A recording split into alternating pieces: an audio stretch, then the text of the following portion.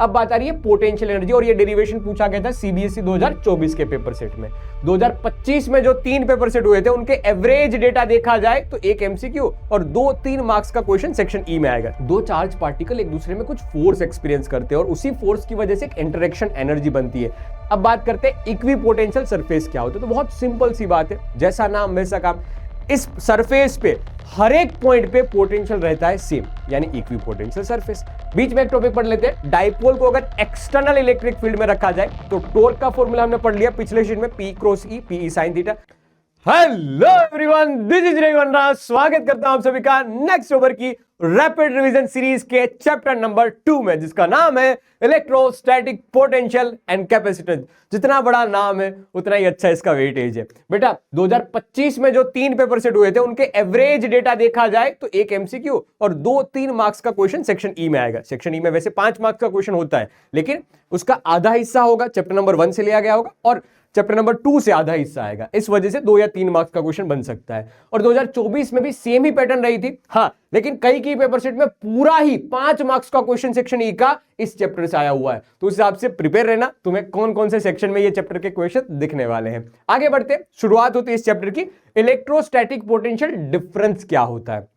तो किसी भी चार्ज पार्टिकल को बी पॉइंट से, एक पॉइंट से दूसरे पॉइंट पे हम ले जा रहे हैं, तो इस प्रोसेस में कुछ वर्क डन करना पड़ता है। तो इलेक्ट्रोस्टैटिक फोर्स के अगेंस्ट जो वर्क डन होता है, डिवाइड बाय जिस चार्ज को हम लेके जा रहे हैं, ओके, इसकी नेगेटिव वैल्यू होती है चेंज इन पोटेंशियल के इक्वल। अब इसी में एक कंडीशन ऐड कर दे रहे हैं, ये काम हम तब कर रहे हैं तब जब काइनेटिक एनर्जी को 0 रखा गया है, चेंज इन काइनेटिक एनर्जी को 0 रखा गया, मतलब कांस्टेंट वेलोसिटी से हम ये काम कर रहे हैं। तब उस केस में एक्सटर्नल वर्क डन भी इसी फॉर्मूले का हिस्सा बन जाएगा और कुछ हिसाब से दिखेगा। ये कहानी थी चेंज इन पोटेंशियल की। अगर कोई एक पॉइंट चार्ज है, उससे r डिस्टेंस पे, इसी डेरिवेशन के साथ हमें वैल्यू मिलती है कि r डिस्टेंस पे potential is equal to kq divide by distance r।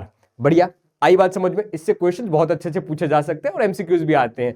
बढ़िया, ओके। अब दूसरा पार्ट था, यानी कि इलेक्ट्रोस्टैटिक पोटेंशियल एनर्जी। जैसे कि दो चार्ज पार्टिकल एक दूसरे में कुछ फोर्स एक्सपीरियंस करते हैं और उसी फोर्स की वजह से एक इंटरेक्शन एनर्जी बनती है। That energy can be write as, अगर 2 पार्टिकल है Q1 Q2 divide by R। याद रखना, अगर 3 पार्टिकल है तो रब ने बना दी जोड़ी। बेटा रब नहीं बनाएगा, लेकिन अब हम बनाएंगे। कैसे? इन 1 और 2 के बीच की जोड़ी, 2 और 3 के बीच की जोड़ी और 3 और 1 के बीच की जोड़ी। ये पूरी सिस्टम की टोटल एनर्जी लिखी जाएगी। 1 2 को कैसे लिखेंगे? KQ1 Q2 divide by R, इन दोनों के बीच का डिस्टेंस। 2 3 को कैसे लिखेंगे? KQ2 Q3 डिवाइड बाय इन दोनों के बीच का डिस्टेंस। ऐसे ही 1 3 लिखा जाएगा। याद रखना, अगर चार्ज पार्टिकल किसी एक्सटर्नल फील्ड में रखे गए हैं तब उस टाइम पे Q1 Q2 divide by R तो होगा ही होगा, साथ साथ इस इलेक्ट्रिक फील्ड की वजह से भी कुछ पोटेंशियल एनर्जी आएगी, जिसको हम लिखेंगे Q1 इंटू V1, फिर Q2 इंटू V2। इस बात को दिमाग में रखना है, क्योंकि यहां से एक न्यूमेरिकल पूछा जाता है और हमारी एनसीईआरटी में भी दे रखा है। अगर समझना है तो डिटेल वन शॉट की लिंक नीचे डिस्क्रिप्शन में होगी, वो पूरा देख सकते हो, वहां पर ये क्वेश्चन करवाया हुआ है। आगे बढ़ते हैं, अब समझते हैं कि अगर डाइपोल से एक्सियल डिस्टेंस R पोटेंशियल कैसे लिखा जाएगा, तो Kp divide by R square, और वेक्टर फॉर्म कुछ हिसाब से लिखा जाएगा। वेक्टर फॉर्म एक बार एमसीक्यू में पूछा गया था, इसलिए वेक्टर फॉर्म खास लाया हूं। और इक्वेटोरियल पॉइंट देखो, यहां पर नेगेटिव चार्ज होगा, यहां पर पॉजिटिव चार्ज होगा, दोनों एक दूसरे के इफेक्ट काट डालेंगे तो ये स्केलर क्वांटिटी की वैल्यू मिल जाएगी 0। देखो बेटा, डायरेक्शन इस पे नहीं है, स्केलर है तो आसान है, इलेक्ट्रिक फील्ड की कंपेरिजन में आसान है। ओके, अगर एक रिंग है जिसके ऊपर चार्ज डिस्ट्रीब्यूटेड है R और इसके एक्सिस से, ये जो सेंटर है ना, उससे x डिस्टेंस दूर यहां पर पोटेंशियल कोई पूछे तो K, रिंग के ऊपर जितना भी चार्ज है वो Q divide by under root R square plus x square. Okay, अब इस रिंग के सेंटर पे पूछ ले कोई तो आ जाएगा सेंटर पे लिए KQ डिवाइड बाय R। बढ़िया फॉर्मूला, ये क्वेश्चंस में छोटे पैमाने पे पूछ सकते हैं, दिमाग में रखना ये बात। फिर कहानी को आगे बढ़ाते हैं, तो जो हमने पिछले चैप्टर में पढ़ा था यानी कि इलेक्ट्रिक फील्ड, और इस चैप्टर में हम पढ़ रहे हैं यानी कि पोटेंशियल डिफरेंस, इन दोनों के बीच का एक रिश्ता आता है। जैसे कि इलेक्ट्रिक फील्ड में अगर 1 से 2 हम जाएंगे तो पोटेंशियल में क्या वेरिएशन आएगा और इलेक्ट्रिक फील्ड में जो वेरिएशन आएगा, उन दोनों के बीच का रिश्ता। देखो ये रिश्ता बहुत खास हो जाता है, क्योंकि इलेक्ट्रिक फील्ड वेक्टर क्वांटिटी है, पोटेंशियल स्केलर क्वांटिटी है। तो ये रिश्ता कुछ मिलता है हमें, dv इंटीग्रेशन 1 से 2 is equal to minus sign के साथ लिखेंगे E डॉट dr का इंटीग्रेशन, वो भी 1 से 2। याद रखना इंटीग्रेशन फॉर्म में है। अगर यहां पर dr की बात करूं तो dx ik plus dy jk plus dz k cap के फॉर्म में लिख सकते हो। अगर ई भी वेक्टर फॉर्म में दे रखा है तो, और माइनस साइन रिप्रेजेंट करती है कि अगर आप 1 से 2 इलेक्ट्रिक फील्ड की डायरेक्शन में जा रहे हो, कहां, इलेक्ट्रिक फील्ड की डायरेक्शन में जा रहे हो, तो पोटेंशियल घटेगा, तो पोटेंशियल घटेगा। चमकना, दिमाग में रखना, देखना, इलेक्ट्रिक फील्ड की डायरेक्शन में अगर ट्रैवल करेंगे तो पोटेंशियल घटेगा। और कितना घटेगा अगर कोई पूछ ले तो सीधा लिख देना बेटा इंटीग्रेशन करके, ई ऐसे, पोटेंशियल कितना घटेगा तो डेल्टा वी कितना घटेगा, सीधा लिख रहा हूं ई डॉट, ये परपेंडिकुलर डिस्टेंस जो भी होगा वो, ये परपेंडिकुलर डिस्टेंस हम लिखेंगे। बढ़िया, इसका अलग फॉर्म, जैसे कि ये हमने ई से वी निकाला, अगर v से e निकालने की बात है तो उल्टा आया तो डिफरेंशिएशन वाला फॉर्म लिखेंगे, ये उधर चला जाएगा तो डिफरेंशियल फॉर्म हो जाएगा, dv divide by dr minus sign के साथ। तो इसमें बारी बारी से अगर v की वैल्यू दे रखी है तो ex ऐसे लिखेंगे, जहां पर del v by del x में y और z यानी कांस्टेंट लिए जाएंगे, पार्शियल डिफरेंशिएशन कहते हैं इसको। सेम z के लिए y के लिए, कि जब हम z के रिस्पेक्ट में डिफरेंशिएशन करेंगे तब x और y को यहां पर लिखना है बेटा, देखना y x and y taken as a constant, उसको हम कांस्टेंट मान के चलेंगे, इसको पार्शियल डिफरेंशिएशन कहते हैं मेरे लाल। अब इसी पर बेस बहुत प्यारे प्यारे क्वेश्चन पूछे जा रहे हैं, तो उनमें से मैं एक सीबीएसई 2024 में भी पूछा गया था और 2023 वाला क्वेश्चन मैं आपके लिए लेके आया हूं। सुनना बेटा, सुनना क्या क्वेश्चन है कि इलेक्ट्रिक फील्ड दे रखी है 500 न्यूटन पर कूलम आई कैप की डायरेक्शन में, एक्स की कैप डायरेक्शन में दे रखा है, ठीक है। फिर ओ बी और ए के कोऑर्डिनेट दे रखे हैं जो मैंने यहां पर लिख दिए, बहुत अच्छी तरीके से कोऑर्डिनेट लिख दिए हैं, ठीक है। और क्या कहानी है इसमें कि coordinates having a X Y coordinates ये सेंटीमीटर में दे रखे हैं, याद रखना बेटा, किस में दे रखे हैं, सेंटीमीटर में ये चीज दे रखी है, ओके, सेंटीमीटर में दे रखी है, लिखा हमने ये बात। फिर क्या है कि हमें बताना है कि calculate the potential difference between the points, जहां जैसे कि O से A तक पहुंचे, ये O से A तक गए हम, तो पोटेंशियल डिफरेंस क्या होगा। तो सीधी बात है, देख यहां पर कोई R परपेंडिकुलर है क्या, नहीं यार, R परपेंडिकुलर ही नहीं है पहले केस में, तो डेल्टा V हो जाएगा 0, डेल्टा V 0 हो जाएगा, इसलिए VA minus V is equal to 0 बन जाएगा। बढ़िया। फिर दूसरा केस, हम जा रहे हैं O से B, O से B कितना चलना पड़ेगा, देखो ये 0 से 4 सेंटीमीटर, तो 4 सेंटीमीटर हमें चलना पड़ा है, R परपेंडिकुलर की वैल्यू आ गई 4 सेंटीमीटर। अब सेंटीमीटर में है तो मुझे इसको मीटर में कन्वर्ट करना पड़ेगा, तो 4 इंटू 10⁻⁻²। ओके सर, देखो तो हमने क्या लिखा, 500 इंटू 4 इंटू 10⁻², ये कट पिट गया तो 20 बनेगा, 4 पंचा 20, ठीक है, 20 वोल्ट। याद रखना है इसमें कि पोटेंशियल किसका ज्यादा, O का ज्यादा या B का ज्यादा, तो पोटेंशियल की डायरेक्शन में जाओगे, इलेक्ट्रिक फील्ड की डायरेक्शन में जाओगे तो पोटेंशियल मेरे लाल घटता है, मतलब B का पोटेंशियल कुछ कम होगा as compare to O, so VO minus VB is equal to लिखेंगे 20 वोल्ट। इसमें क्या दिमाग बैठा है आपका, अगर हाँ तो हटा सावन की घटा और कमेंट सेक्शन में लिख बेटा स्वाहा, ठीक है। ये काम की बात है, ऐसे क्वेश्चन बहुत पूछे जाते हैं, हाँ अलग अलग तरीके से पूछे जाएंगे, पूछने का वे थोड़ा चेंज होगा, लेकिन इस कंसेप्ट पे बहुत अच्छे अच्छे क्वेश्चन पूछे जा रहे हैं, देख लो इसको अच्छी तरीके से। अगर ये कर पाओगे तो आने वाले इसी पैटर्न के जितने भी क्वेश्चन है सारे कर पाओगे मेरे लाल। आगे बढ़ते हैं, अब बात करते हैं इक्विपोटेंशियल सरफेस क्या होता है। तो बहुत सिंपल सी बात है, जैसा नाम वैसा काम। इस सरफेस पे हर एक पॉइंट पे पोटेंशियल रहता है सेम, यानी इक्विपोटेंशियल सरफेस। जैसे कि चार्ज क्यू है, इसने कुछ इलेक्ट्रिक फील्ड प्रोड्यूस की होगी, ये देख स्फीयरिकल फॉर्म में चारों दिशाओं में जा रही इलेक्ट्रिक फील्ड। अब यहां पर मैं एक होलो शेल कंसीडर, होलो यानी शेल ही हुआ, शेल ही हुआ, ठीक है। तो हम एक शेल कंसीडर करते हैं ये r डिस्टेंस पे, क्या उस शेल के लिए हर एक पॉइंट पे पोटेंशियल सेम रहेगा। हाँ यार सुनना, ये शेल कंसीडर किया, क्या इसके हर एक पॉइंट पे पोटेंशियल सेम रहेगा। हाँ बात सही है, ठीक है। फिर ऐसा वापस एक सेट करो, मतलब ये कोसेंट्रिक शेल्स बन रहे हैं, ये इक्विपोटेंशियल सरफेस बन रहे हैं। यहां पर क्या बन रहा है, इक्विपोटेंशियल सरफेस है कि जिसके हर पोटेंशियल पे, जिसके हर पॉइंट पे पोटेंशियल सेम। अगर कोई लाइन चार्ज दे रखा तो उसके लिए इलेक्ट्रिक फील्ड से चारों दिशाओं में फैलती हुई और सिलेंड्रिकल टाइप का इक्विपोटेंशियल सरफेसेस मिलेंगे कि जिसके लिए हम पोटेंशियल सेम सेम बोलेंगे। और अगर पैरेलल इलेक्ट्रिक फील्ड लाइंस निकल रही होगी, ठीक है, लार्ज प्लेन शीट यहां पर रख दो तो पैरेलल लाइंस निकालेगा, तो उसके लिए हमें शीट, ऐसी इक्विपोटेंशियल सरफेस की शीट मिलेगी प्लेनर टाइप की, ये इक्विपोटेंशियल सरफेस का एग्जांपल हो जाएगा। देखो अब इसकी कुछ कुछ खास बातें हैं, जैसे कि इक्विपोटेंशियल सरफेस में ही, इक्विपोटेंशियल सरफेस में ही दो पॉइंट, अगर चार्ज Q को 1 से 2 पर ले जाना होगा तो बेटा कुछ भी वर्क डन नहीं करना पड़ेगा। ऐसा कैसे भाई, ऐसा कैसे कि हमें कुछ भी वर्क डन नहीं करना पड़ेगा। उसके पीछे का रीजन ये है कि भाई यहां पर पोटेंशियल तो सेम है, तो डेल्टा V 0 हो जाएगा, डेल्टा V 0 तो कोई वर्क डन करना ही नहीं पड़ेगा, कोई वर्क डन करना ही नहीं पड़ेगा। तो याद रखना, no work done is moving a charge on a equipotential surface. Equipotential surface पे डुंग डुंग डुंग डुंग करने में कोई भी वर्क डन नहीं जाएगा। करते रहो बेटा, पूरा दिन पड़ा है। आगे बढ़ते हैं। Electric field is always perpendicular to the equipotential surface, जो कि आप देख भी पा रहे हो यहां पर हर एक इलेक्ट्रिक फील्ड लाइन यहां पर परपेंडिकुलर बना रही है। Okay sir. फिर आया इक्विपोटेंशियल सरफेस नेवर इंटरसेक्ट। जैसे इलेक्ट्रिक फील्ड लाइन कभी एक दूसरे को नहीं काटती, वैसे इक्विपोटेंशियल सरफेस भी कभी एक दूसरे को नहीं काटते हैं मेरे लाल। आ रही है बात कि closer the equipotential surface stronger the electric field. जैसे जैसे वो नजदीक होंगे, जैसे यहां पर नजदीक है, देखो ये इक्विपोटेंशियल सरफेस यहां पर नजदीक है, तो जहां पर वो नजदीक होंगे इक्विपोटेंशियल सरफेस, वहां पर इलेक्ट्रिक फील्ड स्ट्रॉन्ग होगी, तगड़ी होगी, और जहां पर दूर दूर वहां पर इलेक्ट्रिक फील्ड वीक होगी।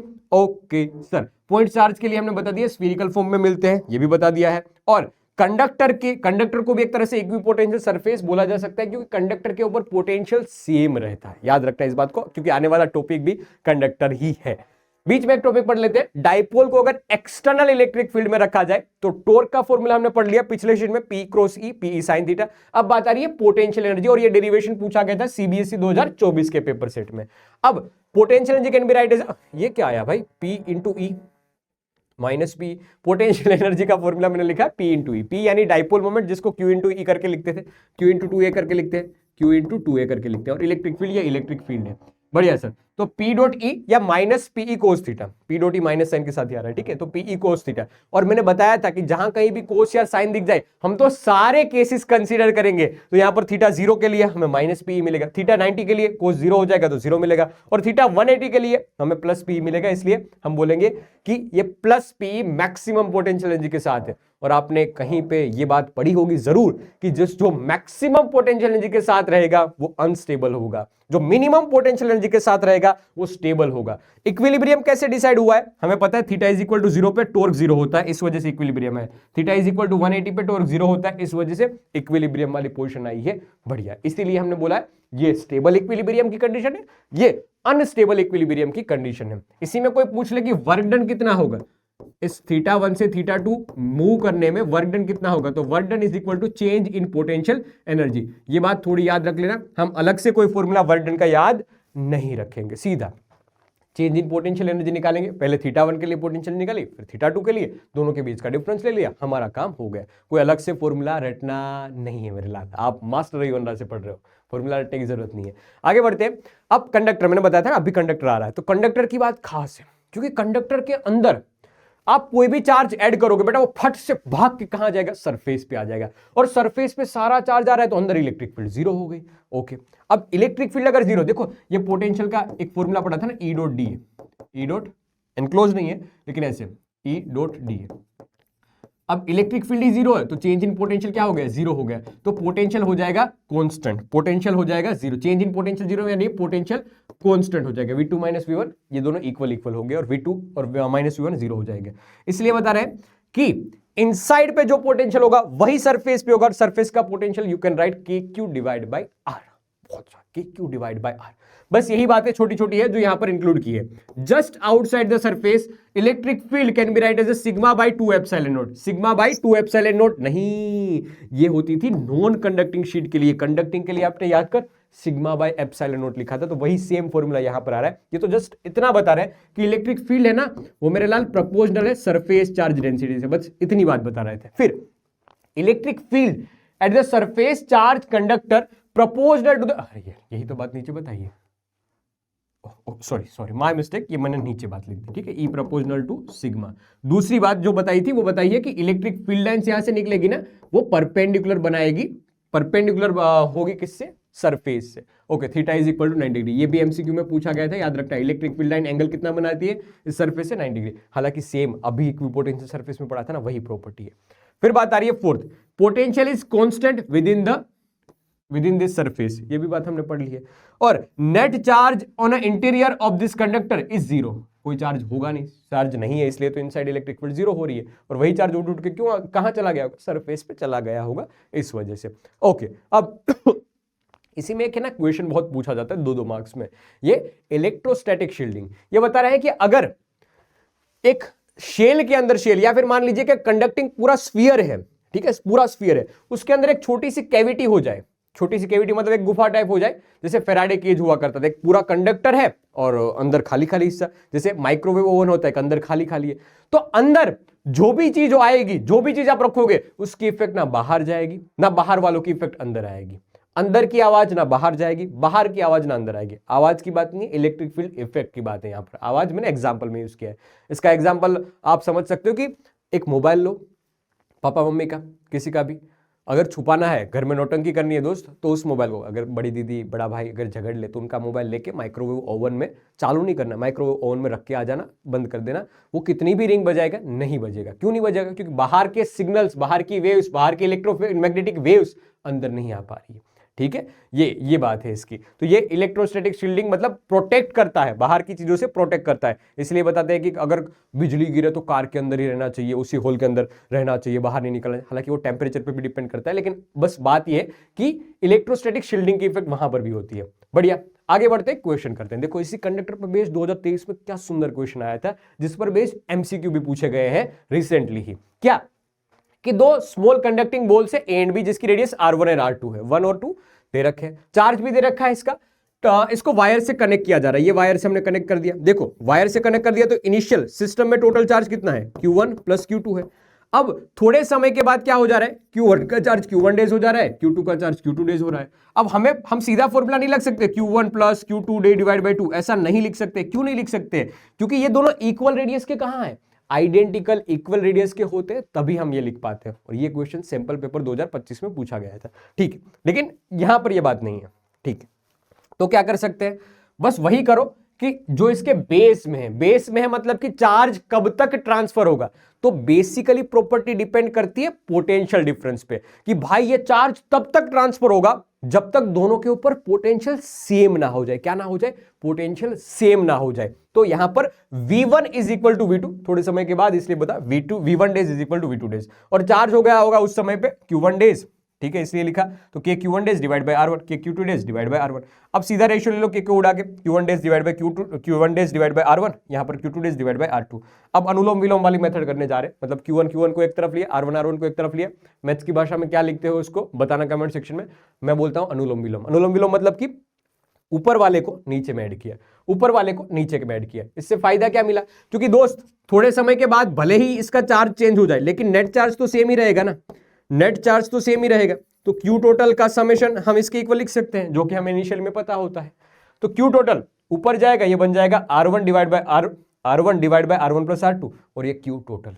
आया समझ में? ऐसे सेम Q2 डेज का भी फॉर्मूला बना सकते हो, और ये सेम फॉर्मूला MCQs में यूज कर सकते हो, क्योंकि बहुत MCQs मतलब रिसेंटली देखोगे तो आपको ऐसे क्वेश्चंस मिलेंगे, खोद के क्वेश्चन पूछ रहे हैं, खोद के क्वेश्चन CBSE पूछ रहे हैं। ठीक है, याद रखना इस चीज को।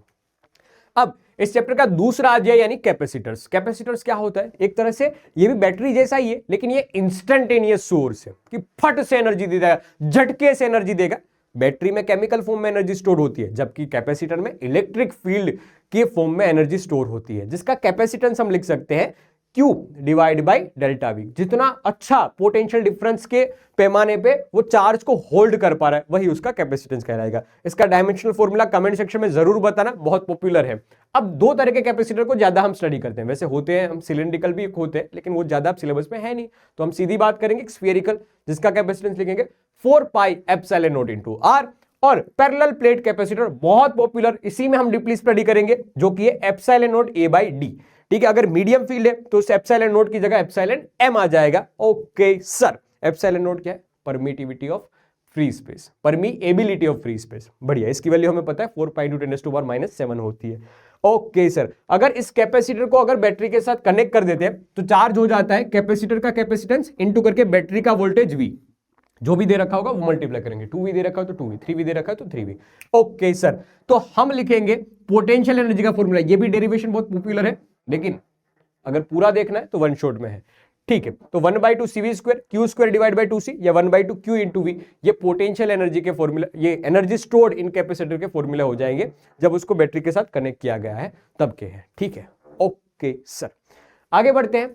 सीरीज और पैरेलल कनेक्शन, जैसे रजिस्टर में क्लास 10th में पढ़ा होगा, क्लास 9th में पढ़ा होगा, सेम बात यहां पर है कि अगर सीरीज में है तो चार्ज सेम रहेगा, वहां पर करंट सेम, यहां पर चार्ज सेम, और उसी से हम थोड़ा डेरिवेशन करने के बाद हमें ये रिजल्ट मिलता है कि 1/C1 + 1/C2 + 1/C3 is equal to 1/C equivalence. अगर पैरेलल कॉम्बिनेशन में है कैपेसिटर्स तो पोटेंशियल डिफरेंस सेम रहता है, सेम बात वहां पर भी होती थी, लेकिन थोड़ा सा डेरिवेशन करने के बाद हमें रिजल्ट उल्टा मिलता है एज कंपेयर टू रेजिस्टेंस। यहां पर समेशन करेंगे C1 + C2 + C3 ऐसा करके जोड़ देंगे।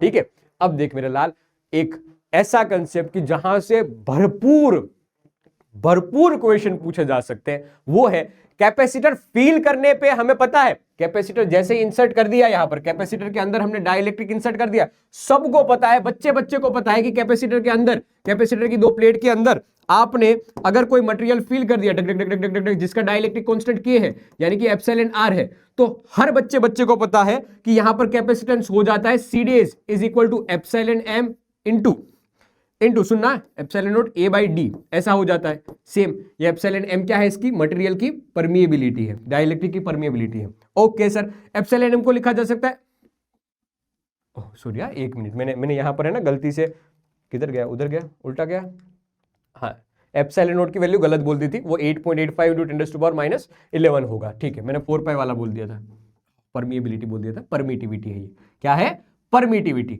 ओके, बात आती है यहां पर, किधर गया, हाँ epsilon not epsilon R A/D।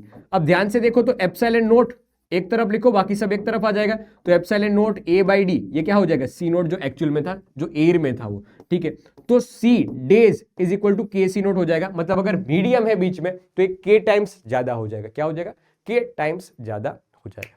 समझा क्या तू? अब मैं बताने वाला हूं ये कंसेप्ट कि अगर आपने डाइलेक्ट्रिक इंसर्ट किया जिसकी वजह से कैपेसिटेंस बढ़ गया, कितना बढ़ गया, डाइलेक्ट्रिक कांस्टेंट मल्टीप्लिकेशन में आ जाएगा C नॉट। लेकिन ध्यान में देखने वाली बात यह है कि जब आपने कैपेसिटर के अंदर ये डाइलेक्ट्रिक इंसर्ट किया तब बैटरी कनेक्टेड थी या बैटरी रिमूव्ड थी।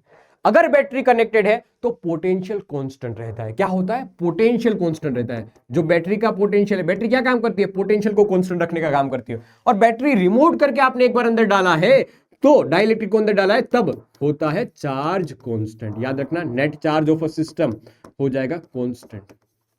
ओके, तो इस हिसाब से हमें फॉर्मूला मिलता है, दोनों में C तो KC हो जाएगा डाइलेक्ट्रिक इंसर्ट करने के बाद, लेकिन एक में पोटेंशियल कांस्टेंट रहता है, एक में चार्ज कांस्टेंट रहता है। अब इसी हिसाब से थोड़ा डेरिवेशन, ये डिटेल में वहां पर वन शॉट में पढ़ा है, लेकिन जो खास काम की बात थी वो मैं यहां पर बता देता हूं, पोटेंशियल जो स्टोर्ड एनर्जी उसकी बात, कि यहां पर एनर्जी U/K जितनी हो जाती है, अगर बैटरी हटा दी है तो, और बैटरी जॉइंट ही है तो K टाइम्स U हो जाती है। कितनी, K टाइम्स U हो जाती है। ये क्वेश्चंस पूछे जा सकते हैं और बड़े बड़े नंबर पे 3-3, 4-4 नंबर के क्वेश्चन में ये पूछा जा सकता है। डिटेल में नहीं, न्यूमेरिकल आएगा, इन दोनों के बीच की वैल्यू सारी दे रखी होगी, आपको डिफरेंस पूछा गया होगा कि बताओ फाइनल पोटेंशियल एनर्जी और एनर्जी स्टोर्ड इन कैपेसिटर और इनिशियल में जितनी एनर्जी स्टोर्ड इन कैपेसिटर थी उन दोनों के बीच का डिफरेंस बताइए। ऐसे क्वेश्चन आएंगे। बढ़िया, देखो last concept of the chapter ये बता रहा है कि अगर कैपेसिटर के अंदर पूरा डाइलेक्ट्रिक फिल ना किया जाए, पूरा का पूरा नहीं, हम इसे प्लेट्स वाइज काट के कि K1 डाइलेक्ट्रिक वाला T1 विड्थ का ऐड किया, K2 डाइलेक्ट्रिक वाला T2 विड्थ का ऐड किया, तब कैपेसिटेंस इफेक्टिव कैसे लिखा जाएगा, तो फॉर्मूला बनता है एप्सिलॉन नॉट A/, अब जितना एयर में डिस्टेंस है वो D1 + D2 + D3, या फिर पूरा D है तो D में से T1 - T2 निकाल दीजिए, तो D air divide by K air, K air होता है 1, डाइलेक्ट्रिक कांस्टेंट फॉर एयर 1 हो जाता है, फिर T1 divide by K1 plus T2 divide by K2। अब इसका पूरा डेरिवेशन CBSE 2024 में पूछा गया था, वन शॉट में आपको मिल जाएगा। तो ये पूरी कहानी थी मेरे लाल इस इलेक्ट्रोस्टैटिक पोटेंशियल एंड कैपेसिटेंस की।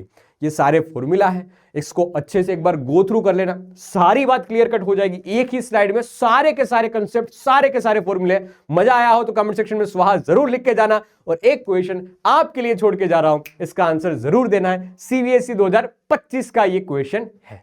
तो बस यहीं पे रखते हैं आज की बात, मिलेंगे एक नए वीडियो के साथ, तब तक के लिए बेटा टाटा bye bye, love you all, bye.